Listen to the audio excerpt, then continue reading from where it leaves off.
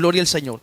Así que, como ya bien dije, gloria al Señor, hoy nos corresponde estudiar acerca de la iglesia de Éfeso. Así que vamos a ir a Apocalipsis capítulo número 2, versículo número 1 hasta el versículo número 7. Ahí vamos a ver los textos bíblicos, amén, que nos van a apoyar para esta enseñanza, y leemos a la gloria del Padre, del Hijo y la comunión del Espíritu Santo.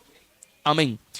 Escribe al ángel de la iglesia en Éfeso, el que tiene las 7 estrellas en su diestra, el que anda en medio de los 7 candeleros de oro, dice esto: yo conozco tus obras y tu arduo trabajo y paciencia, y que no puedes soportar a los malos, y has probado a los que se dicen ser apóstoles y no lo son, y los has hallado mentirosos. Y has sufrido y has tenido paciencia y has trabajado arduamente por amor de mi nombre y no has desmayado. Pero tengo contra ti que has dejado tu primer amor. Recuerda, por tanto, de dónde has caído y arrepiéntete y haz las primeras obras, pues si no, vendré pronto a ti y quitaré tu candelero de su lugar, si no te hubieres arrepentido. Pero tienes esto, que aborrece las obras de los nicolaitas, las cuales yo también aborrezco. El que tiene oído, oiga lo que el Espíritu dice a la iglesia. Al que venciere, le daré a comer del árbol de la vida, el cual está en medio del paraíso de Dios. Qué linda es la palabra del Señor, y esperamos que este estudio pueda bendecir nuestras vidas, hermano, para la gloria del Señor. Bien, como siempre introducimos, ¿verdad?, con un contexto general y un poco en síntesis para que no sea tan profundo, porque nos tomaría todo el tiempo. Queremos ser breves en esta enseñanza de la iglesia de Éfeso, la iglesia que perdió el primer amor. Éfeso, en todas las iglesias que nosotros vemos en Apocalipsis, y como enseñamos en la introducción, no tan solo 7, sino que eran más iglesias, nosotros vamos a ver que Éfeso era de las iglesias en Asia, lo que hoy conocemos como la actual Turquía, era de las más importantes en el mundo antiguo. Estaba ubicada, como ya vemos, en la región de Asia Menor. No era un pueblo pequeño ni aislado, era una ciudad estratégica, y es bien importante porque era una ciudad influyente, era una ciudad altamente desarrollada, y vamos a ver un montón de cosas que podemos hablar de esta ciudad de Éfeso. No estoy hablando de la iglesia, quiero hablar de un contexto de lo que es Éfeso como ciudad. Éfeso funcionaba como un gran centro de comercio por varias razones. Número uno, tenía uno de los puertos más importantes en el mar de Egeo o Egeo. Allí tenía un puerto muy importante que conectaba con Asia, con Europa, con el Medio Oriente, y por eso la hacía un centro de comercio muy grande. Por allí pasaban lo que eran comerciantes, lo que eran viajeros, políticos, gente importante, ya que era una ciudad, al tener, ¿verdad?, aquel puerto muy importante, pues el desarrollo económico en Éfeso era bien grande. Vamos comprendiendo, ¿no? Entonces, esto hacía que la iglesia de Éfeso fuera de las más importantes. ¿Por qué? Porque era rica. Al tener estos puertos, o este puerto, al tener este desarrollo económico, era una ciudad cosmopolita, era culturalmente diversa por tantas personas que entraban y salían por esos puertos, y era una ciudad espiritualmente cargada. Había una influencia espiritual por las tantas religiones que se celebraban. Allí tenemos el famoso y mundial conocido templo a la diosa Artemisa, o la diosa Diana, que se conocía que era la diosa de la fertilidad. Y si cuando usted pueda buscar ahí en el internet, puede ver la manera en que estaba construida la imagen, con diferentes formas que tenía esta imagen. Y allí pues podemos ver que en esta ciudad había comercio, había poder. En esta ciudad había influencia espiritual. Y cuando me refiero a influencia espiritual es porque espiritualmente Éfeso estaba influenciada por diferentes religiones. Oiga esto porque este contexto es importante para ver el desarrollo de la iglesia de Éfeso. Estoy hablando de la ciudad de Éfeso, luego vamos a ver la fundación que Pablo hace de esta iglesia. En la clase pasada nosotros hablamos en Gálatas, ¿verdad que sí? Y pudimos ver cómo la iglesia, fue un domingo, ¿no? Que hablamos de Gálatas. Y pudimos ver cómo la iglesia de Gálatas fue fundada por el apóstol Pablo. ¿En cuál viaje? En el primer viaje misionero del apóstol Pablo, ¿verdad que sí? ¿Se acuerda? Hechos 13, 14, entre esos capítulos, pudimos ver que la iglesia de Gálatas se desarrolló en el primer viaje misionero del apóstol Pablo. Ahora, Éfeso fue el resultado del segundo viaje misionero del apóstol Pablo. Usted puede verse lo que es el verso 18 en adelante del libro de los Hechos. Hechos registra, Lucas registra todos estos viajes misioneros del apóstol. Y podemos ver que en el segundo viaje misionero del apóstol Pablo, Pablo llega a Éfeso con un matrimonio que usted lo conoce, que es Priscila y Aquila. Pablo, por cuestiones y situaciones que tenía, ocupaciones que tenía en Jerusalén, no pudo quedarse en Éfeso y se tuvo que ir y dejó a Priscila y Aquila, quienes más adelante vemos que instruyen a Apolo, un gran hombre, pero que le faltaba un poco de conocimiento de lo que era el camino del Señor, hablando de manera espiritual. ¿Vamos aquí? Entonces, es importante porque vemos que Priscila y Aquila se quedan allí al frente formando la obra, la iglesia de Éfeso se está formando, pero luego Pablo hace un tercer viaje misionero y lo vamos a ver más adelante. En el viaje misionero, Pablo vuelve a Éfeso y esta vez se queda 3 años predicando, hablando, enseñando las sinagogas de los judíos, revolucionando aquella ciudad, ganando almas, enseñando la iglesia de Éfeso que estaba sumergida en idolatría. Y ahí es que nace y se forma la iglesia de Éfeso. ¿Entendimos? Voy de manera en síntesis, no voy texto por texto, porque esto nos tomaría solamente en la construcción de la ciudad y todo eso mucho tiempo. Quiero llegar a un punto aquí. Entonces vemos la fundación de la iglesia. ¿Qué viaje misionero? Segundo y tercero. Porque en el segundo deja a Priscila y Aquila. Y en el tercer viaje es donde él se queda aproximadamente 3 años. Usted lo puede ver desde el capítulo 18 de Hechos en adelante para que pueda ver y confirmar todo eso, corroborarlo. Entonces Pablo se quedó más tiempo que en cualquier otra ciudad que él había visitado. Se quedó allí enseñando, debatiendo, porque había un judío que contrarrestaba la enseñanza de Pablo. Imagínense, Pablo enseñando una cosa, los judíos devotos que estaban allí pues contrarrestaban lo que Pablo enseñaba, pero gracias a la ayuda del Señor, a la ayuda del Espíritu Santo, la iglesia de Éfeso se forma.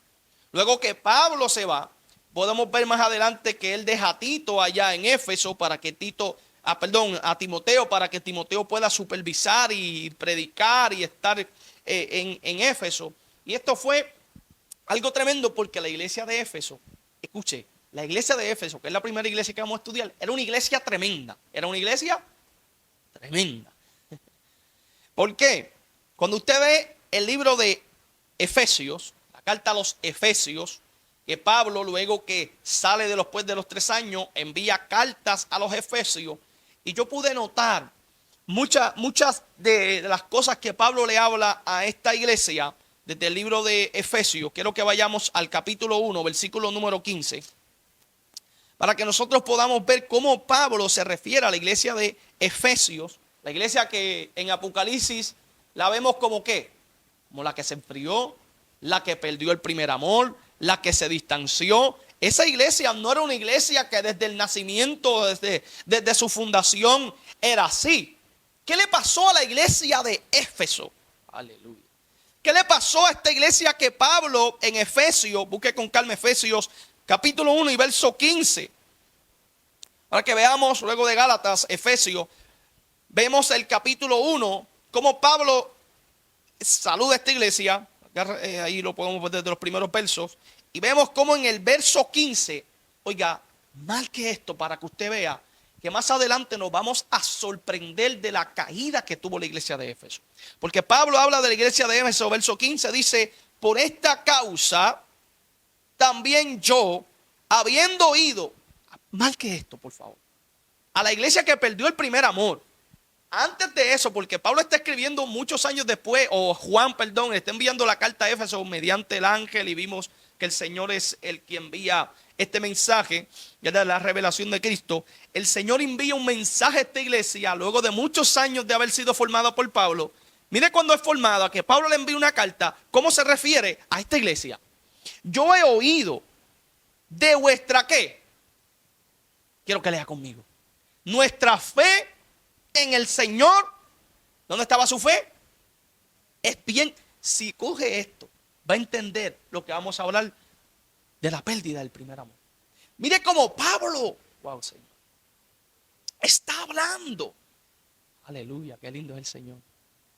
Está hablando de esta iglesia, está diciendo, yo estoy escuchando un testimonio de que ustedes, como la iglesia que fundé y estuve 3 años con ustedes, les enseñé, se escucha el testimonio de que su fe está en el Señor Jesús. ¿Y qué más dice ahí? Y de vuestro amor para con todos los santos. ¿Qué estamos viendo en esta iglesia? Fe y amor.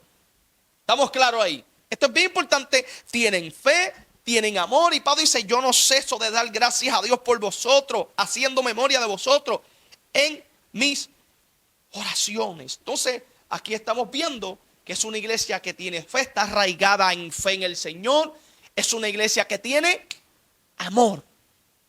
¿Estamos viendo? La iglesia tiene amor. Efesios 3:16. Dele para el 3:16 para que veamos Efesios 3:16. Dice,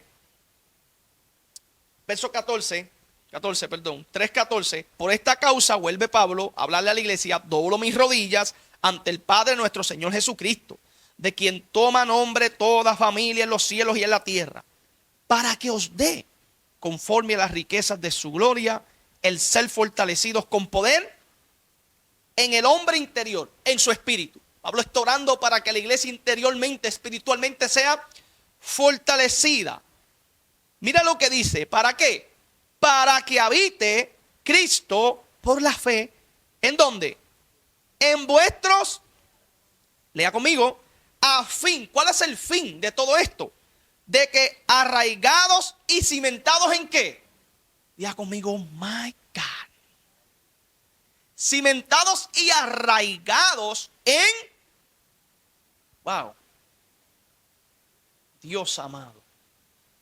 No sé si para usted esto es sorprendente, porque mientras voy analizando esta iglesia, estoy viendo que esta iglesia, María, no era así. A las 2 María. Carmen, esta iglesia estamos viendo, tenía fe, tenía amor con todos los santos, y Pablo está orando. La oración de Pablo es que sigan arraigados, cimentados, fortalecidos en amor. Lo que en Apocalipsis vemos que perdieron. ¿Por qué le estoy mostrando esto a la iglesia, la carta de Pablo a los Efesios? Porque esta iglesia, ya conmigo, no era así. Y dice, arraigados y cimentados en amor. 18. Seáis plenamente capaces de comprender con todos los santos cuál sea, oiga esto, 1, la anchura, 2, la longitud, 3, la profundidad, 4, y la altura, y de conocer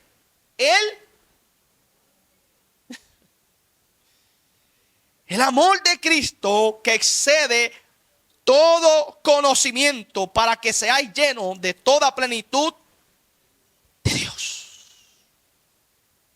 Estamos viendo, ¿verdad? Entonces la intención de Pablo es que la iglesia siga creciendo en amor. Vamos a ver más adelante Efesios capítulo 5, versículos 1 y 2. Pablo sigue enseñando a la iglesia. Sigue enviándole cartas a la iglesia. Juan. Sigue enseñando a la iglesia. Y mira cómo dice Efesios 5:1. Sed pues imitadores de Dios como hijos amados. Ustedes son amados. Como son amados, Pablo dice, y andad. Esta palabra andad, que es un imperativo, no está diciendo que sea una cuestión de un día. El andad es una palabra vuelvo y repito, imperativos quiere decir que es un verbo activo. O sea, no van a andar un solo día. Ese andar es una cuestión diaria. Y les dice que andad en... ¿De qué manera? ¿Como ustedes han definido? No. Como también Cristo nos amó y se entregó a sí mismo por nosotros, ofrenda y sacrificio a Dios en olor fragante. Pablo está enseñando a la iglesia. Podemos ver un verso más. En el versículo 6. Esa iglesia no era así.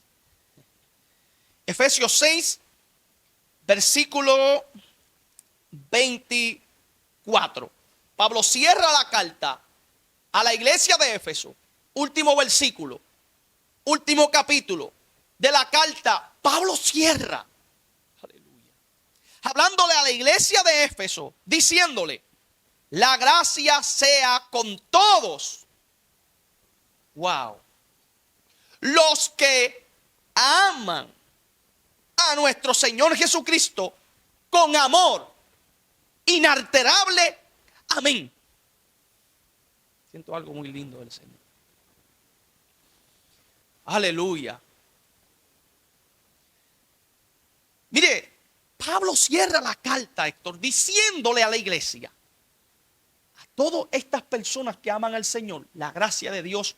Pablo le está diciendo: ustedes son gente que aman al Señor, la gracia de Dios sea sobre todos ustedes, porque aman al Señor con un amor inalterable. No cambia ese amor, no es movido ese amor, es un amor genuino.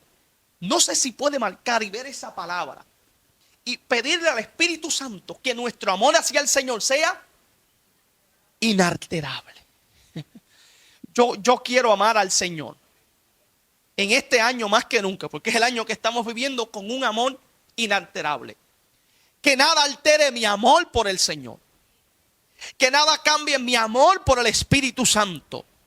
Que nada cambie mi amor por la Biblia, por la palabra, por la congregación. Que nada cambie mi amor por Él. El amor de ustedes, Pablo le está diciendo a la iglesia de Éfeso, el amor de ustedes es un amor inalterable. Nada lo puede alterar. ¿Se entendió? Entendimos la fundación de manera breve de la iglesia de Éfeso, del segundo y tercer viaje misionero del apóstol Pablo. Pero vemos cuando Pablo se va que le está enviando cartas hablando del amor. ¿Cuántos textos vimos? Vimos 1, 2, 3, 4, 5 versos que apuntan que esta iglesia es una iglesia con un gran amor. No tan solo por el Señor, sino por todos los santos. Ahora esto craneaba mi mente, esto me hizo hacerme muchas preguntas.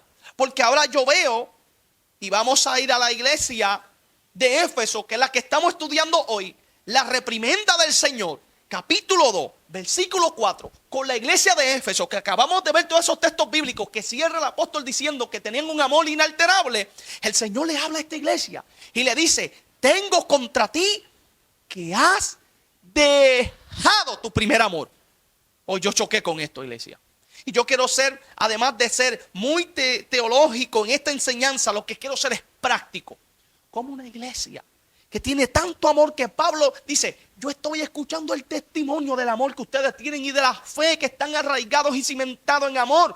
¿Cómo es que esta iglesia que Pablo le está elogiando por su gran amor? No en un versículo, no en dos, no en tres, 4, 5 versículos hemos visto que Pablo está resaltando que es una iglesia que tiene amor los unos con los otros y aman al Señor de manera inalterable.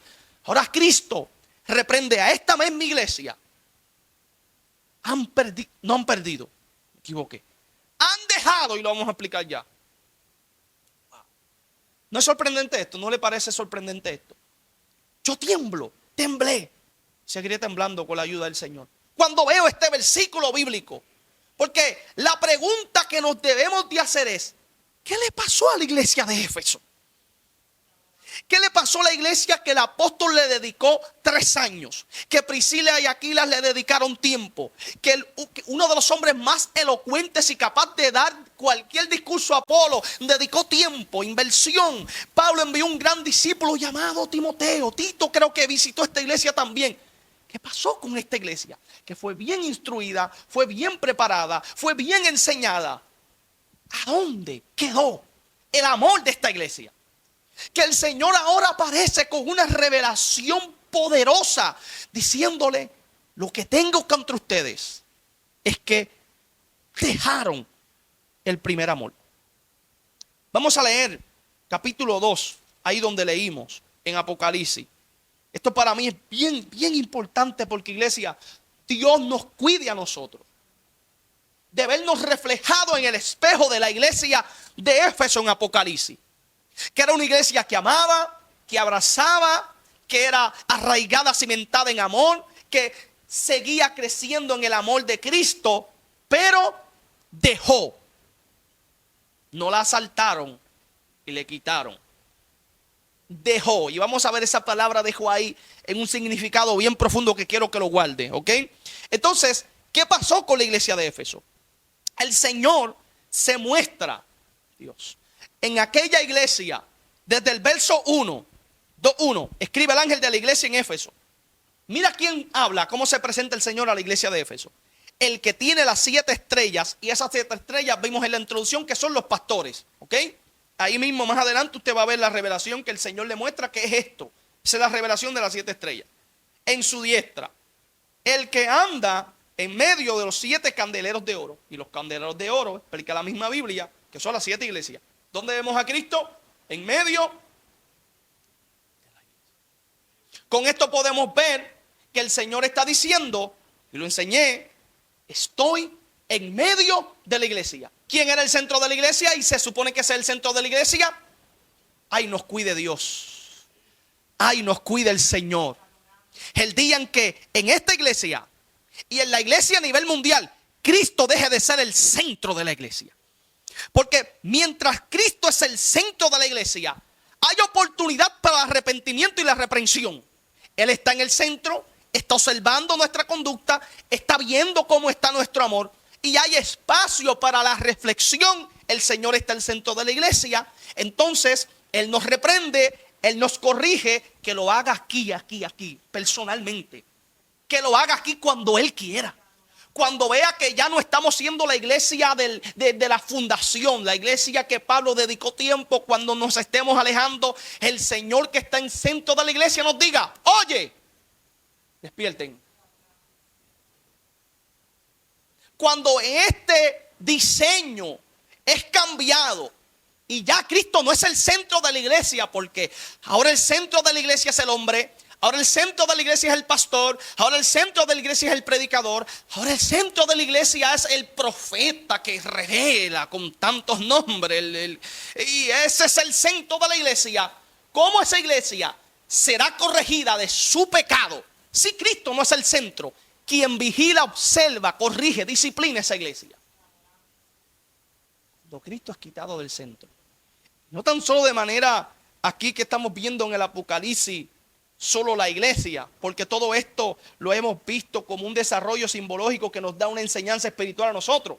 Si Cristo deja de ser el centro en nuestras vidas, nos va a pasar como esta iglesia. Que el Señor le dice: yo estoy en el medio de aquí. Y como estoy en el medio, no tan solo estoy aquí como un adorno, estoy aquí conociendo tus obras, verso 2, y tu arduo trabajo. Mira cómo el Señor va a resaltar todo lo lindo y bueno que tiene esta iglesia. Porque todo esto que el Señor resalta no está mal de ninguna manera. ¿Ok? Yo conozco tus obras, tu arduo trabajo, vaya contando, y paciencia, y que no puedes soportar a los malos. ¿Qué iglesia celosa era esta? Tú no soportas a los malos. Cuando tú ves a alguien malo, tú no tienes un celo tan tremendo, no lo soportas. Y la palabra soportar es estar en coinonía, en esa unidad. Tú no soportas a los malos. ¿Ok?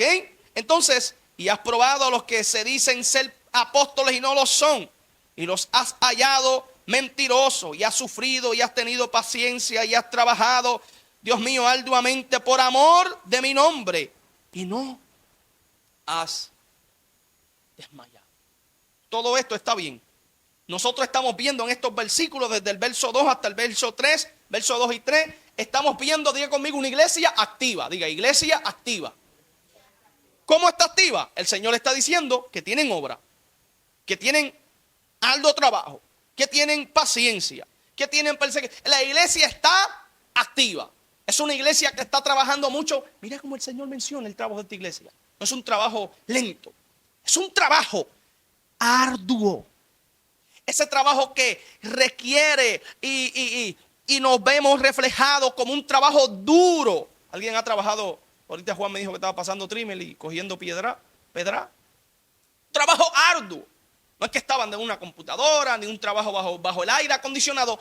Trabajo arduo. La iglesia estaba trabajando arduamente. Entonces, aquí, antes de llegar a la reprensión, podemos ver entonces qué le pasó.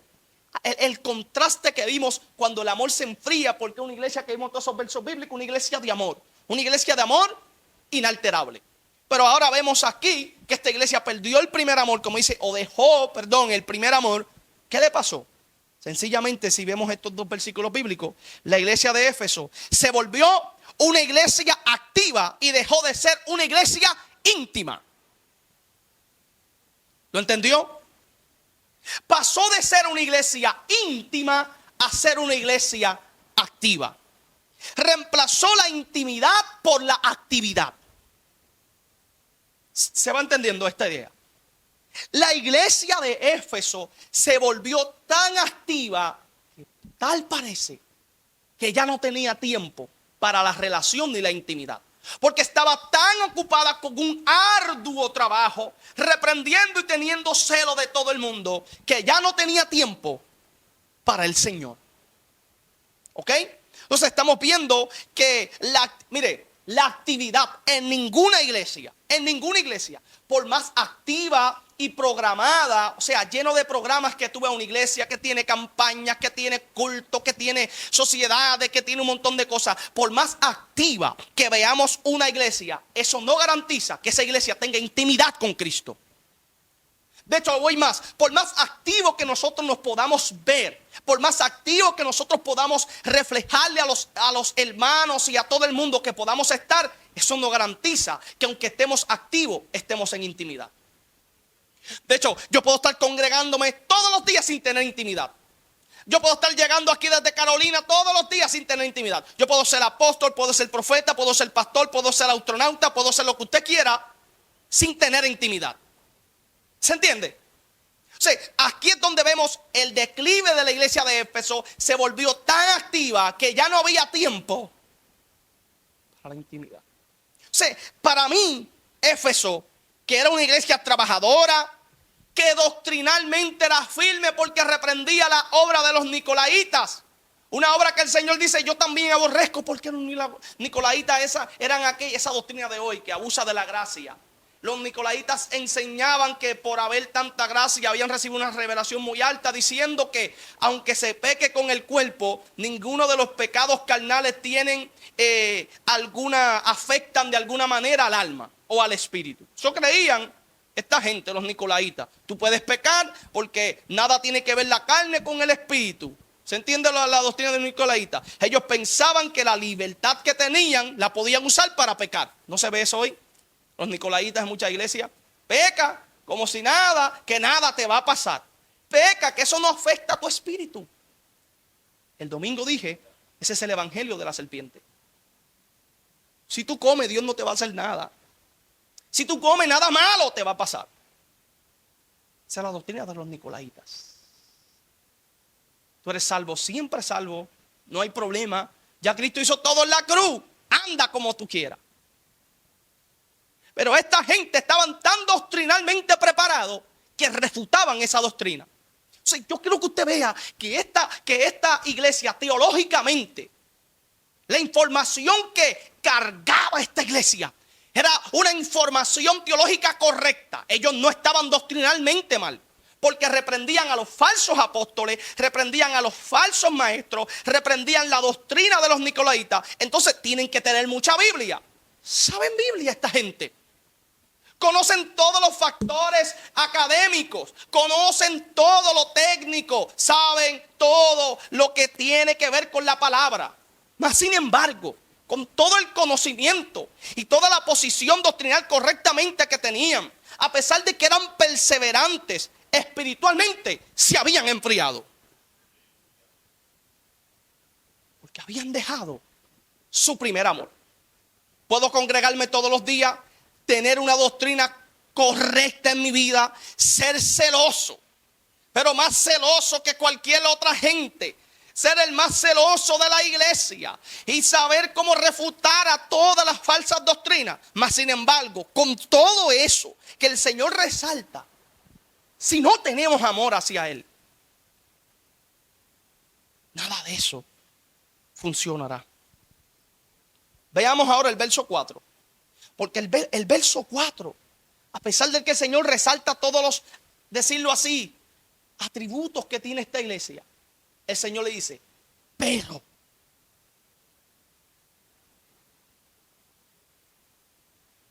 yo ruego al Señor para que en mi vida el Señor no encuentre un pero. Reinaldo, predicas excelente. Te vistes bien los domingos. Todo el mundo se impresiona de tu predicación. Las redes sociales están llenas de tus prédicas. Pero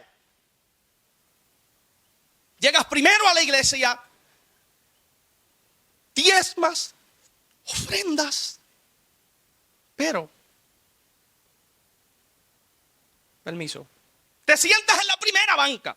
Permiso. Pero, te vistes bien, la corbata te pega con las medias, el moño con los tacos, pero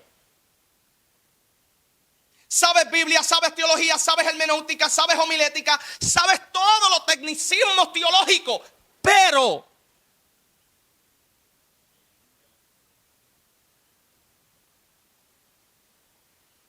que el Señor no haga un pero en mí. No por mi fuerza, por mis estudios, por mis conocimientos. Con todo y eso, he visto por la Biblia, el Señor puede hallar un pero en mí. Aleluya. Puede hallar un pero en nosotros. El hecho de que seamos pastores, de que seamos... Mira, iglesia, la relación de nosotros con el Señor no depende de cargo ninguno. En última instancia, el Señor nos dirá, entra mi buen y fiel siervo.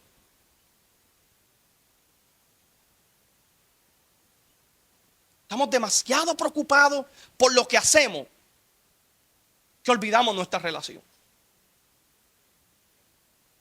Que olvidamos nuestra comunión con el Señor. Una iglesia que amaba, una iglesia comprometida, una iglesia que cuando inició, por eso el Señor le dice, vuelve esas obras. Ahora la reprensión es que, sí, Reinaldo, hoy pareces, estás bien lindo con ese cuello chino, pero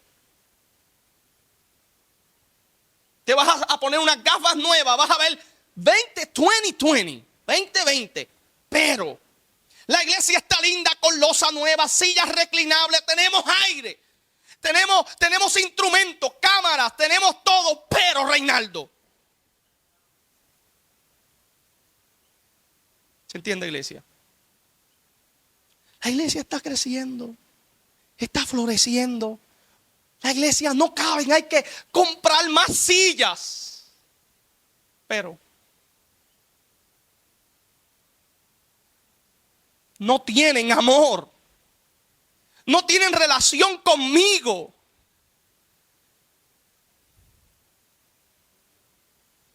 Pero tengo contra ti.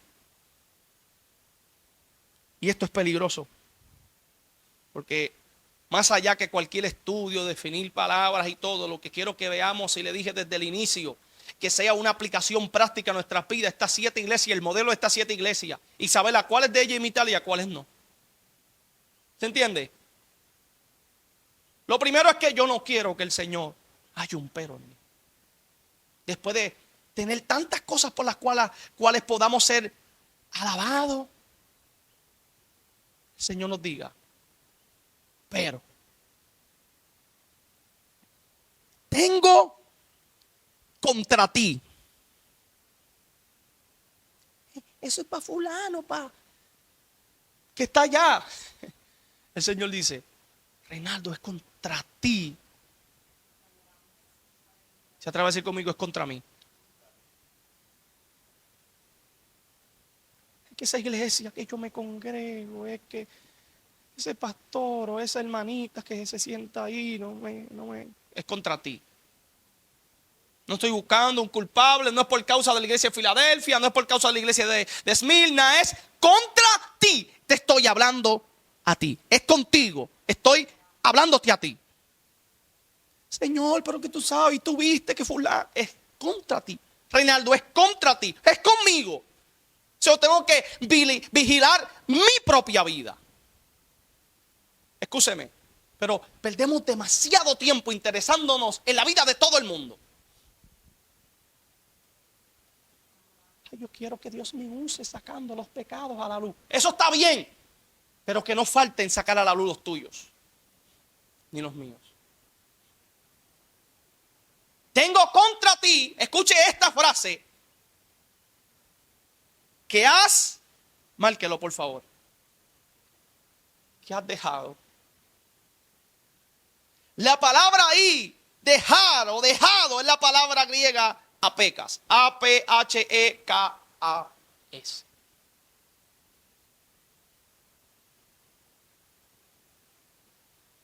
Su significado profundo, este verbo se deriva de apimei, apiemi. Se puede traducir como dejar, abandonar, apunte soltar o apartarse. ¿Qué está diciendo el Señor a esta iglesia? Abandonaron, soltaron, se apartaron. ¿Sabe? Esta palabra que estamos viendo ahí, dejar, no lo podemos ver ahí dentro de lo lingüístico para enseñar esto. No está diciendo y enseñando el texto que es dejar sin darse cuenta. No es eso lo que está enseñando. No es que alguien te la quitó. No es eso que se refiere esa palabra dejar. No es que se apagó sola. No es eso. Sino más bien esta palabra significa una acción voluntaria, soltar voluntariamente, abandonar de forma consciente. Usted está entendiendo lo que el Señor por eso le dice, todo esto está bien, pero conscientemente y voluntariamente soltaron, abandonaron de manera consciente, dejaron algo que antes tenían. Es cuando alguien se separa deliberadamente. Jesús no dice se te enfrió el amor, sino tú soltaste el amor. Pero vamos a ver versos atrás, desde el verso 2 y verso 3. Ellos tenían obra, tenían trabajo, tenían paciencia. Ahí habían buenas obras, esfuerzo constante, un discernimiento doctrinal increíble, un rechazo al error que podemos admirar.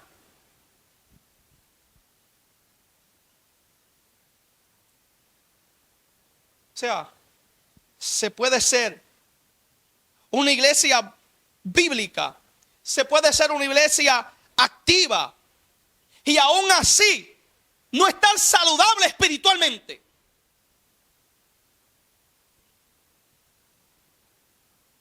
Podemos estar correctos, porque nosotros en muchas cosas siempre deseamos estar correctos. ¿Tú te has topado con personas que siempre quieren tener la razón? El hecho de que tengan la razón no los hace estar bien con Dios. Nosotros siempre en las redes queremos ser los correctos. Siempre que hablamos con alguien, yo quiero ser el correcto. Pero el hecho de que tú estés correcto, como esta iglesia de Éfeso, espiritualmente no te hace alguien sano. Y esta iglesia estamos viendo el diagnóstico de Cristo. Cristo le hace un diagnóstico a una iglesia que tiene buena obra. Cristo le hace un diagnóstico a una iglesia que tiene esfuerzo constante. Pero yo llego todos los días a las 6. Yo estoy en el parking a las 6.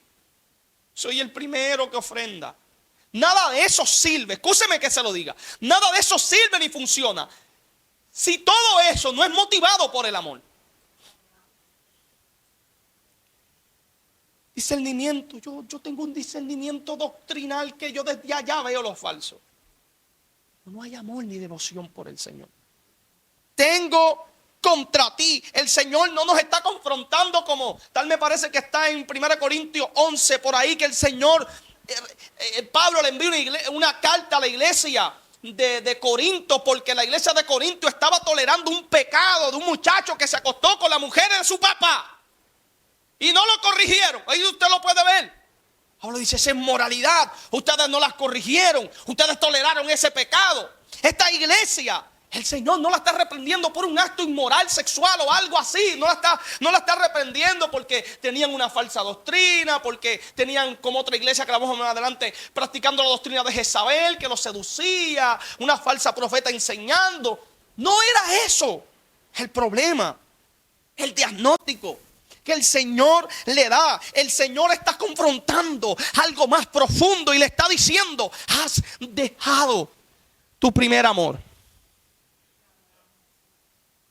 El problema de Éfeso no fue que dejó de servir, no fue que dejaron de congregarse, fue que dejaron de amar mientras servían, dejaron de amar mientras se congregaban, dejaron de amar al Señor mientras predicaban y enseñaban una clase intelectual con pizarra, con pantallas, enseñaban doctrinalmente una doctrina correcta, pero no amaban al Señor. No estaban arraigados, no tenían ese amor inalterable que vemos en el libro de Éfeso, la carta que Pablo les habla. ¿Dónde quedó ese amor? ¿Sabe que un gran predicador, Charles Spurgeon, dijo, es posible servir a Dios con una gran diligencia, sin embargo, haber perdido la dulzura de la comunión con Él? Repito, es posible servir a Dios con gran diligencia y sin embargo haber perdido la dulzura de la comunión con Él.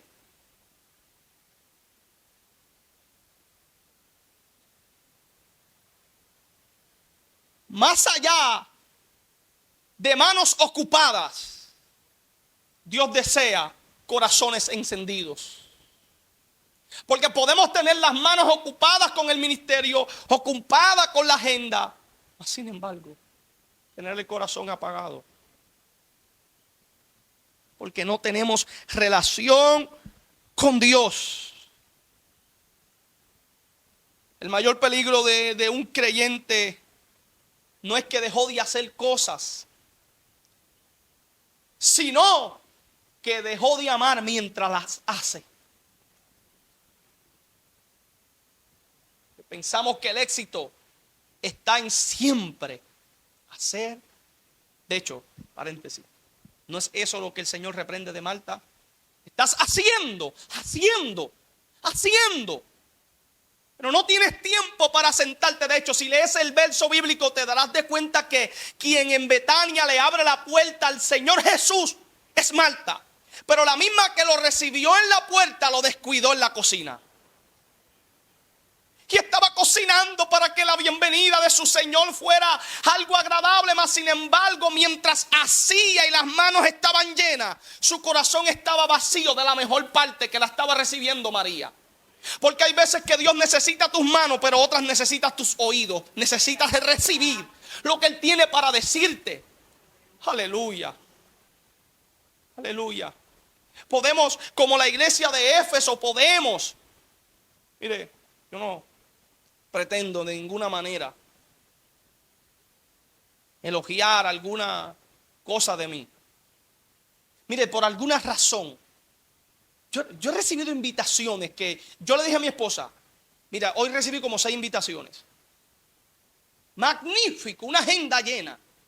Puedo viajar para todos lados. Por 11 años lo hice para la gloria del Señor.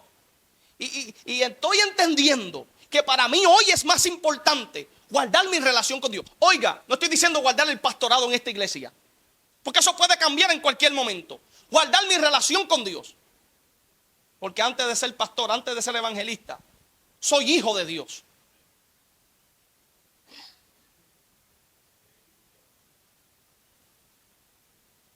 Nos ocupamos las manos demasiado. Que no hay tiempo para la dulzura de la intimidad. No nos sentimos satisfechos con lo que lo estamos haciendo y haciendo y congregándonos, pero no sentimos dulzura en lo que hacemos. Porque si no hay amor por lo que hacemos, si todo lo que hacemos no está siendo motivados por el amor a Cristo, me estoy congregando porque Cristo me amo al Señor, estoy ofrendando, estoy dando, estoy colaborando en la iglesia porque amo al Señor. Todo esto es una motivación espiritual.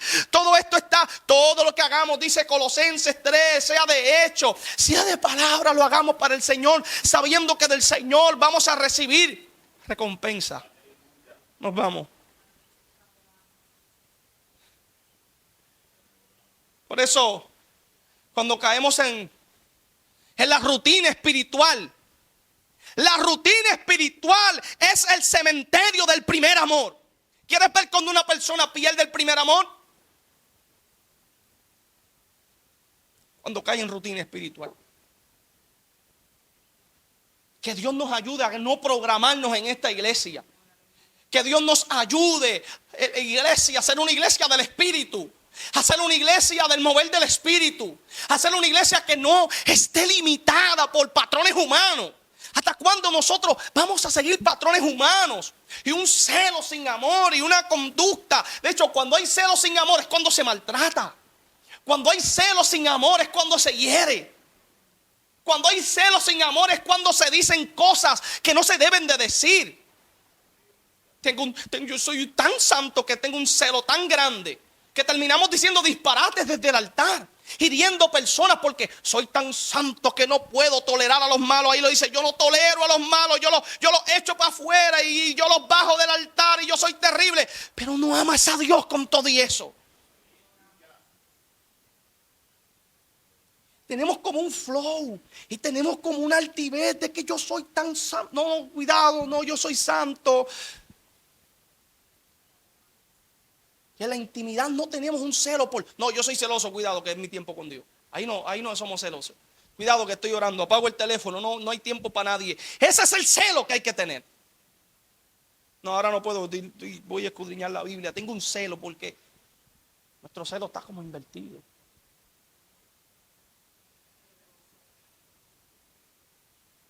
Mire, yo creo que Dios no nos llamó a nosotros a servir arduamente a tal punto que dejemos de enamorarnos de Él.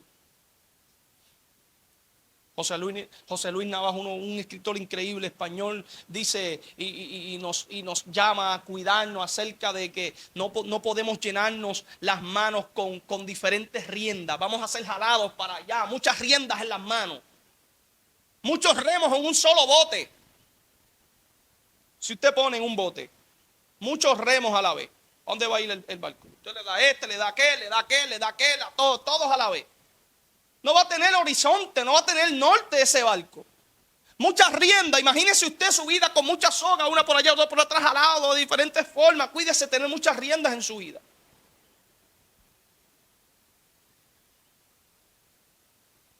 Así que nunca se ha tratado de cuánto hagamos para el Señor, sino cuánto amor ponemos en lo que hacemos.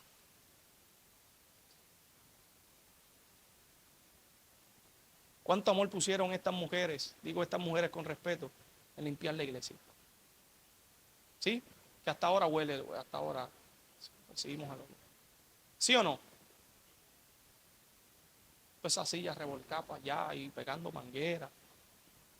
No se trata de cuánto hacemos. No estoy diciendo que estaban apareciendo un flyer predicando. ¿Sí se entiende? Y no quito que puedan. ¿Sí me entienden la idea?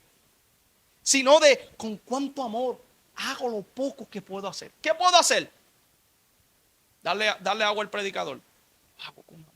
¿Qué puedo hacer? Recibir a alguien en la puerta. ¿Qué puedo hacer? Predicar, enseñar. No es lo mucho, poco que haga.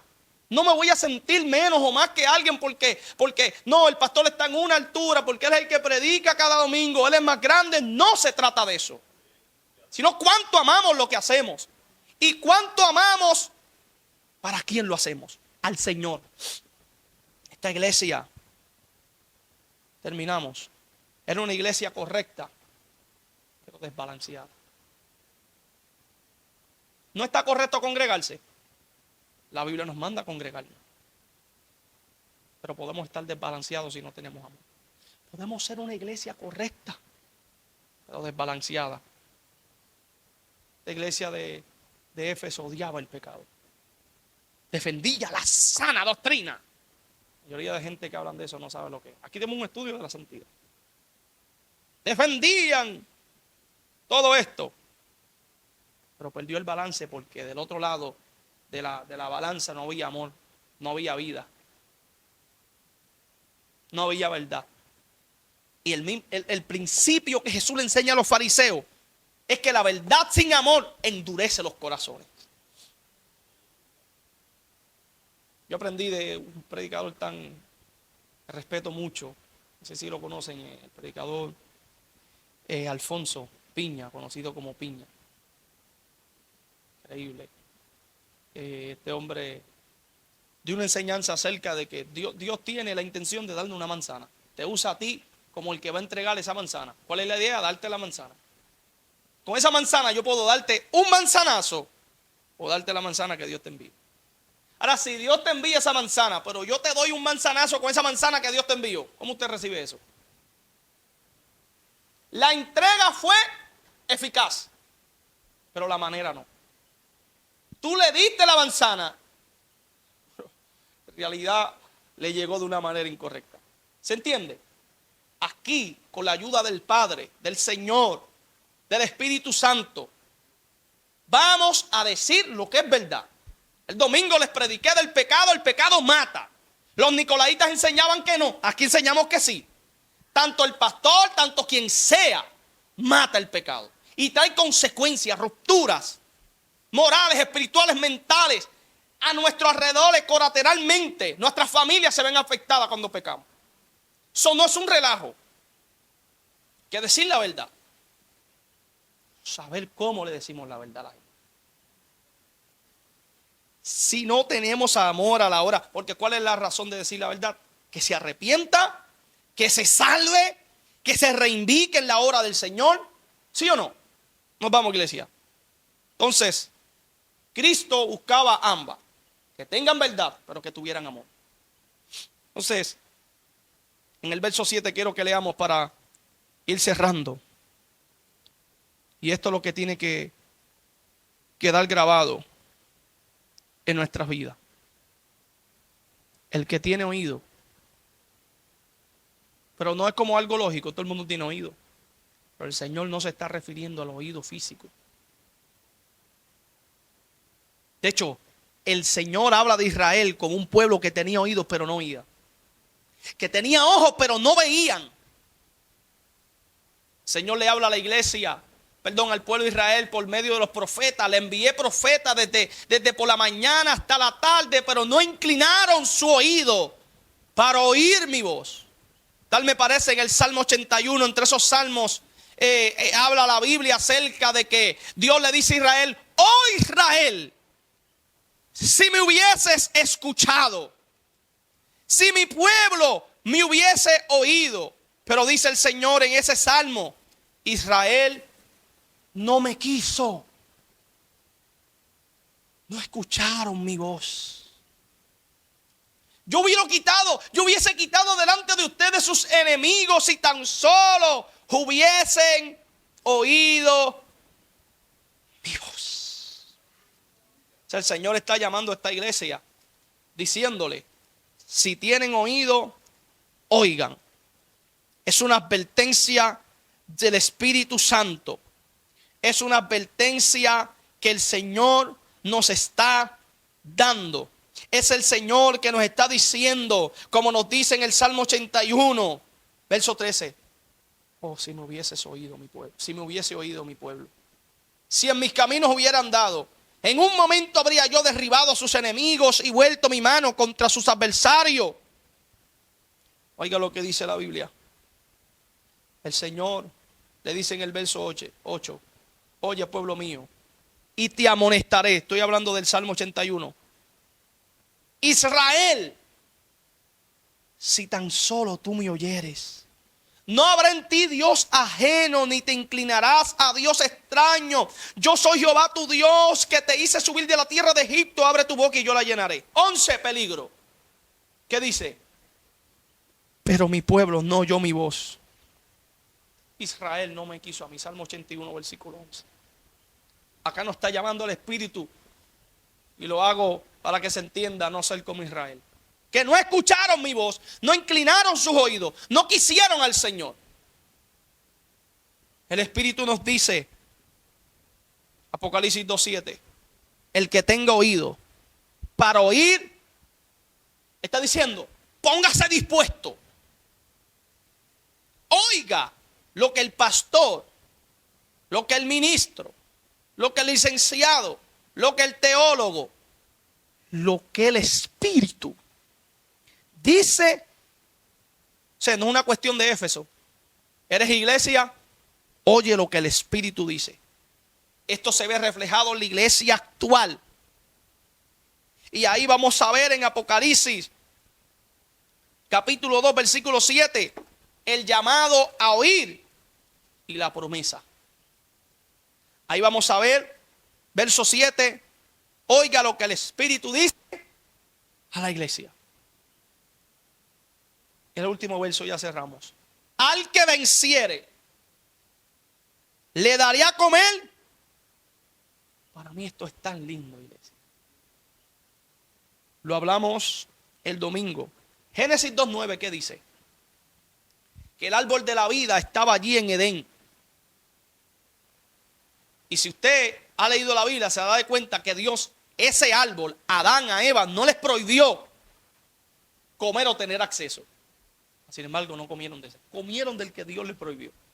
Del árbol de la vida, luego que pecan. En el verso 3, lo vimos el domingo, que hablamos de eso. Verso 22 dice la Biblia, Dios cerró el camino que daba acceso al árbol de la vida. Entonces aquí vamos a ver la separación de Adán del árbol de la vida. Y cuando vemos a Adán separándose, Adán del árbol de la vida, esto puede representar la pérdida de la comunión. Porque ya no iba a tener vida plena, vida eterna. Se alejó de la vida eterna. ¿Qué le podía dar vida eterna? El fruto del árbol de la vida. Y para mí, esto representa a Cristo. Porque participar de Cristo es tener vida eterna y comunión. Por eso es que cuando vemos este contraste entre Adán y la iglesia que tiene oídos para oír, Adán perdió el acceso al árbol de la vida por su desobediencia. Pero la iglesia que vence, la iglesia que está aquí llamada a escuchar lo que el Espíritu dice, la iglesia que vence, recupera el acceso a la vida, al árbol de la vida eterna. ¿Se entendió? Adán peca y es separado de Dios. Pero aquí nosotros estamos viendo que el que vence, el amor es restaurado y la comunión es restaurada. Estamos viendo que en Adán la vida, el acceso a la vida eterna se volvió inaccesible. Pero estamos viendo que el que vence en Apocalipsis aquí en esta enseñanza, iglesia, tiene acceso a la vida plena en Cristo y a la vida eterna. Para la iglesia de Éfeso, vencer era volver al primer amor. ¿Cómo tú vences, iglesia de Éfeso? Volviendo al primer amor. Volviendo a cimentarte y arraigarte en amor. Significa volver a la comunión con Cristo. Así estoy venciendo.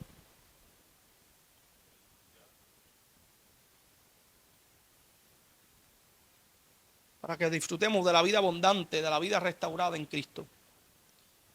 Cristo nos abre lo que a Adán se le cerró. Si vencemos, tendremos acceso libre, permanente y pleno en Dios. Al que venciere es el llamado. Por eso, Dios nos está llamando a que recuperemos. ¿Cuál es la solución que el Señor le da a la iglesia de Éfeso? arrepiéntete. ¿Sabe que esa palabra arrepentirte es darle un giro? No puedes seguir caminando en el mismo rumbo. Dale la espalda a ese camino que estás caminando. Arrepiéntete y haz las primeras obras. Recuerda, por tanto, ¿sabe? ¿Te acuerdas cuando era la iglesia de la fundación? La iglesia que formó el apóstol Pablo, segundo, tercer viaje. ¿Te acuerdas cuando estaban arraigados en amor? Cuando Pablo escuchó del testimonio tan grande de fe y de amor que tenían los unos. Recuerda, por tanto, de esa época. Cuando hacías todo porque amabas al Señor, no una obligación.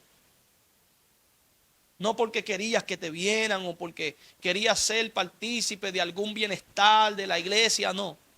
Que amabas al Señor. Sin importar halagos y recompensas y certificados al final del año, amabas al Señor. Vuelve al primer amor. Cristo es nuestro árbol de la vida, la iglesia que vence, que vuelve al primer amor, es aquella que entra y se deleita en la comunión que Adán perdió. Yo creo que Dios ha sido claro con nosotros de manera práctica para que nosotros nos cuidamos de que ese reflejo, lo que le pasó a la iglesia de Éfeso, se refleje en nosotros. Todos esos atributos se vean opacados por un pero. Y si nos pasó, ahí está el remedio. Arrepiéntete. Te alejaste, te apartaste, te enfriaste, dejaste la devoción. No estoy diciendo que dejaste de congregarte, dejaste de asistir, porque eso no es primer amor. Dejaste la pasión por el Señor que te salvó. No sientes amor, como dice Kempis, que habla acerca de tener conciencia de la presencia de Dios. Somos conscientes de la presencia de Dios diariamente. Volvamos, iglesia, al primer amor. ¿Qué dije? ¿Qué dije antes? Volvamos. Porque es una reflexión personal que cada uno tenemos que hacer. Tengo contra ti. Póngase en pie, iglesia, en esta hora. El que tenga oídos para oír, oiga